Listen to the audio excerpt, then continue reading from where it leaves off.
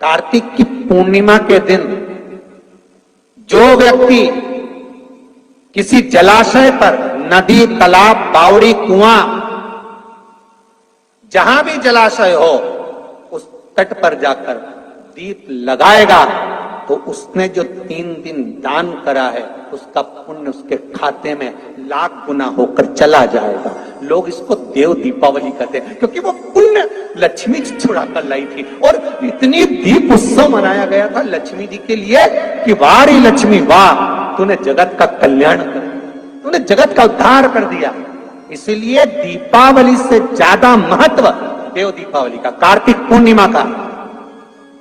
धनतेरस, रूप 1400, दिवाली पे तुमने कितनी भी पूजन करी हो, कितना भी दिया लगाया, पर उसका जो पुण्य है तुम्हें मिलेगा तो कार्तिक पूर्णिमा के दिन मिलेगा, जब तुम दीप दान करने किसी नदी, तालाब, बावड़ी, कुआं, तालाब पर पहुंचोगे। वहां नहीं जाओगे तो पीपल के पेड़ के नीचे, वहां नहीं जाओ तो आंवले के पेड़ के नीचे, पर वहां दिया दान होना चाहिए।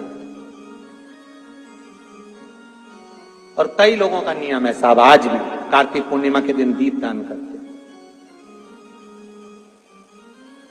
दीप दान।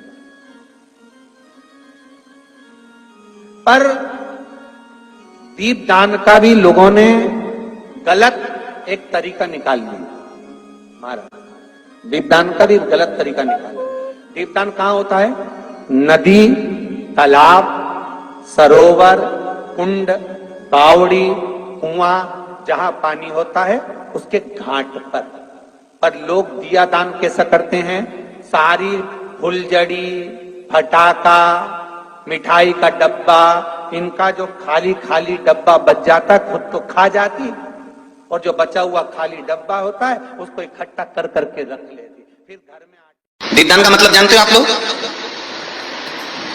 क्या मतलब है?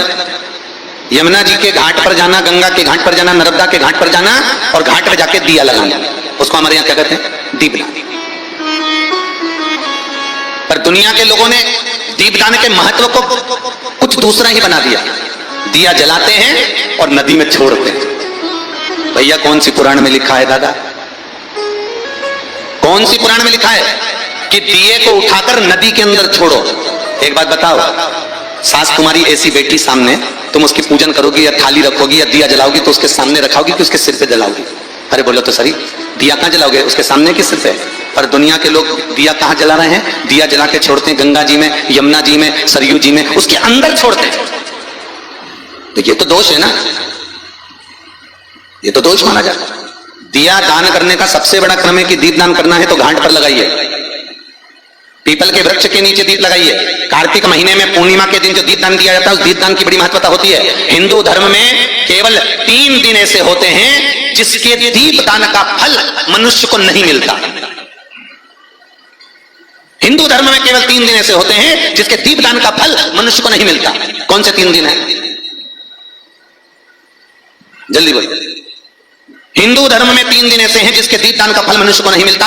पहले नंबर पर धनतेरस, दूसरे नंबर पर रूप 14 और तीसरे नंबर पर दीपावली। ये दीपावली, धनतेरस और रूप 14, ये 3 दिन दिए दान का फल मनुष्य को नहीं मिलता है महाराज। क्यों नहीं मिलता महाराज? हम तो जला जला के और ओटले पे जलाएं, पीपल के नीचे लगाएं, खूब दीपदान करते हैं, तो इसका फल मनुष्य को क्यों नहीं मिलता? क्योंकि राजा बलि कि भूमि को जब वामन भगवान ने 3 पग में नाप लिया था, राजा बलि सुतल लोक का राजा बना था, तो राजा बलि ने वामन भगवान से कहा था, प्रभु आपने 3 पग में मेरी पृथ्वी को नाप लिया, पर आपसे मांगना चाहता हूं तो केवल इतना दे दो कि 3 दिन जो पृथ्वी पर दीप दान करेंगे उसका फल मेरी किस्मत में, मेरे भाग्य में लिखा जाए। भगवान ने पूछा कौन कौन से? तो कहा एक धनतेरस, दूसरा रूप 14, तीसरा दीपावली। इतने में लक्ष्मी जी आके खड़ी हो गई। लक्ष्मी जी ने कहा राजा बलि से, भैया पृथ्वी के लोग सबसे ज्यादा पूजन तो उसी दिन करते हैं, उसी दिन दीपदान करते हैं, और लोग तो धनतेरस के दिन दिया लगाते हैं, रूप 14 के दिन लगाते हैं, दीपावली के दिन लगाते हैं, और सारा पुण्य तेरे खाते में लिखा जाएगा, तो उनके खाते में क्या होगा?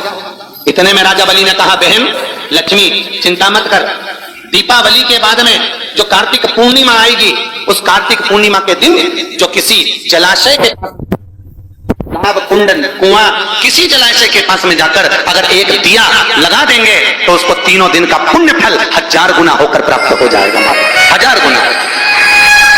इसलिए हमारे यहाँ पर दीपावली को तो केवल दीपावली कहते हैं, पर कार्तिक की पूर्णिमा को देव दीपावली कहते हैं। कौन सी दिवाली है? जम के बोलो जरा। देव दीपावली। दीपावली से बड़ी दीपावली होती है कार्तिक पूर्णिमा के दिन, क्योंकि तुमने ये 3 दिन जो दिया लगाया, इसका फल तुम्हें जब मिलता है जब तुम कार्तिक की पूर्णिमा के दिन किसी घाट पर, नदी के तट पर, तालाब के